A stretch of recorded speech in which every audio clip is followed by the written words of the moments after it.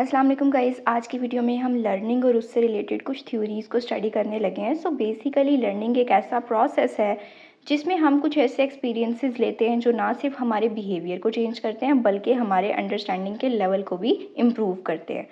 क्योंकि लर्निंग सिर्फ और सिर्फ चीज़ों को मेमोराइज़ करने का नाम नहीं है। इट्स अबाउट कि आप कितना न्यू नॉलेज गेन कर रहे हैं, कौन सी न्यू हैबिट्स को आप अडॉप्ट कर रहे हैं और कौन सी स्किल्स सीख रहे हैं। साइकोलॉजिस्ट ने लर्निंग के इस प्रोसेस को एक्सप्लेन करने के लिए डिफरेंट टाइप्स और डिफरेंट थ्योरीज को यूज़ किया। और आज की वीडियो में हम important types of learning study करने लगे हैं, जिनमें से सबसे पहले ऑब्जर्वेशन लर्निंग है, then trial and error learning और फिर आती है हमारे पास इनसाइट लर्निंग।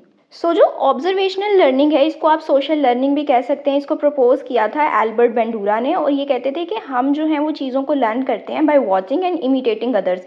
यानी पहले हम दूसरों को ऑब्जर्व करते हैं, देखते हैं कि वो लोग कर क्या रहे हैं, देन हम उनको कॉपी करने की कोशिश करते हैं। और इसी वजह से इसको सोशल लर्निंग भी कहा जाता है, बिकॉज सोशल इंट्रैक्शन की वजह से ये लर्निंग हैपन होती है। फॉर एग्जांपल, एक बच्चा जो है वो लर्न कर लेता है थैंक यू कहना, बिकॉज वो अपने पेरेंट्स को देख रहा है कि मेरे पेरेंट्स भी ये फ्रेज यूज़ करते हैं। सिमिलरली अगर हम की स्टेप्स की बात करें ऑब्जर्वेशनल लर्निंग के अंदर, तो हमारे पास कुछ पॉइंट्स आ जाते हैं, जिनमें सबसे पहले अटेंशन इज़ इंपॉर्टेंट, कि आप फोकस करें मॉडल के बिहेवियर के ऊपर। देन रिटेंशन, यानी आपके माइंड के अंदर वो चीज़ कितनी रिटेन कर रही है, आपने उस जो चीज़ देखी है, ऑब्जर्व की है, उसको आप कितना रिमेंबर करते हैं। देन रिप्रोडक्शन मीन्स दैट कि आप इमिटेट करते हो, बिहेवियर को रिप्रोड्यूस करते हो। मोटिवेशन मीन्स दैट कि आप जो हो वो परफॉर्म करना चाहते हो, बिकॉज आपको लग रहा है कि आपको इसको करने के बाद कोई ना कोई रिवॉर्ड मिलेगा या फिर अप्रिसिएशन मिलेगी। देन हमारी सेकंड टाइप ऑफ लर्निंग है ट्रायल एंड एरर लर्निंग, जिसको इंट्रोड्यूस करवाया था एडवर्ड थॉर्नडाइक ने। और ये कहते थे कि लर्निंग जो है वो बहुत ज़्यादा डिफरेंट रिस्पॉन्सेज को जब आप बार बार ट्राई करते हैं, एक्सपीरियंस लेते हैं, तो फिर आपको पता चलता है कि राइट बिहेवियर कौन सा है, या राइट वे ऑफ लर्निंग कौन सा है, या राइट आपका आंसर कौन सा है। तो हर गलती जो है वो लर्नर को सक्सेस की तरफ लेकर जाती रहती है। यानी जितनी ज़्यादा आप ट्रायल करेंगे, उतना ज़्यादा आपके पास ये चांस होगा कि आप उस चीज़ को बेटर वे में लर्न कर लेते हैं। इसके लिए उन्होंने एक एक्सपेरिमेंट की एग्जांपल भी दी कि थॉर्नडाइक ने क्या किया कि एक हंग्री कैट को, यानी एक भूखी बिल्ली थी, उसको एक पजल बॉक्स के अंदर रखा। अब कैट जो है वो रैंडम एक्शंस करने लगी, लाइक वो पहले स्क्रैच करती है, फिर वो बोल रही है, और फिर एक वक्त ऐसा आया कि उसने लिवर को प्रेस कर दिया, जिसकी वजह से उसको खाना मिल गया।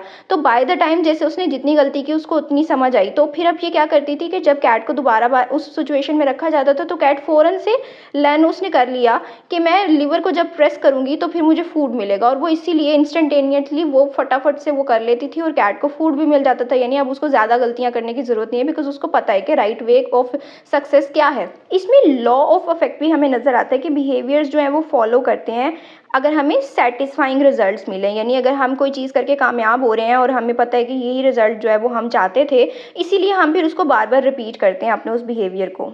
और ऐसे बिहेवियर्स जिन्होंने हमें कोई ऐसी आउटकम दी होती है जो हमारे लिए अनप्लेजेंट होती है या जो हम चाहते नहीं होते, वो फिर ऐसे बिहेवियर्स होते हैं जिनको हम फॉलो नहीं करते ज़्यादा। थर्ड टाइप ऑफ हमारी लर्निंग जो है वो इनसाइट लर्निंग है। इसको प्रपोज किया था वुल्फगैंग कोहलर ने, और ये कहते थे कि लर्निंग जो है वो सडन अंडरस्टैंडिंग है, सडन रियलाइजेशन है। ये किसी ट्रायल और एरर के थ्रू या ऑब्जर्व करके नहीं की जाती। इसको ये कहते थे कि ये एक लाइट बल्ब मूवमेंट है। जैसे आप समटाइम्स लाइक आपने बटन दबाया, फ़ौरन से बल्ब जल जाता है। यानी इतना क्विक है किसी भी चीज़ को लर्न करना, उसको अडॉप्ट करना without any trial and error. इसको एक्सप्लेन करने के लिए उन्होंने एक एक्सपेरिमेंट किया। यानी उन्होंने ऑब्जर्व किया दो चिंपैंजीज़ को, और वो ट्राई कर रहे थे बनानास को लेने के लिए। लाइक वो बहुत ऊंची जगह पे रखे गए थे, और रैंडम अटेम्प्ट्स करने के बजाय लाइक बार बार वो ट्राई करते, उसका इफेक्ट देखते। चिंपैंजीज़ ने ऐसे नहीं किया। वो सडनली उनको एक रियलाइजेशन मिल गई कि अगर वो दो स्टिक्स को आपस में ज्वाइन कर देंगे तो वो फ्रूट तक ईजिली अब उस स्टिक को पहुंचा लेंगे और फ्रूट को ले भी लेंगे। तो ये एक इनसाइट थी, यानी क्विक लर्निंग थी। इसके भी कुछ फीचर्स हैं, जैसे प्रॉब्लम जो है आप उसको अंडरस्टूड करते हो एज अ होल। आप सेपरेट सेपरेट स्टेप्स नहीं फॉलो कर रहे, आप पूरी प्रॉब्लम को एक साथ अंडरस्टूड कर लेते हो। देन सोल्यूशन जो है वो उस प्रॉब्लम का वो बहुत ज़्यादा क्विकली आ जाता है, सडनली आ जाता है, और उसके लिए कोई ट्रायल और इफेक्ट नीडेड नहीं होते। देन लर्निंग का जो प्रोसेस है वो बहुत ज़्यादा क्विक भी हमें नज़र आता है। और ये लर्निंग ऐसी है कि वो परमानेंट है। ऐसा नहीं है कि आपने एक बार कर लिया देन आप भूल जाएंगे, नहीं, वो परमानेंट रहेगी। और इसको हम एक रियल लाइफ एग्जांपल के थ्रू समझेंगे कि एक स्टूडेंट जो है वो ट्राई कर रहा है मैथ की प्रॉब्लम को सॉल्व करने के लिए, बट वो कर नहीं पाता। लेकिन एक मोमेंट ऐसे आता है कि ऐसी वो अपने उस मैथ प्रॉब्लम को डीपली थिंक कर रहा होता है, और वो विदाउट एनी गेस वो रियलाइज़ कर लेता है लॉजिक लगा के, कि उसको एकदम से क्विकली समझ आ जाता है कि अच्छा ये सवाल तो हमने इस तरह से करना था। सो समटाइम्स जिस एक्सरसाइज पे आप इतना टाइम इन्वेस्ट कर रहे होते हैं, आपको क्विकली उनके आंसर्स मिल जाते हैं।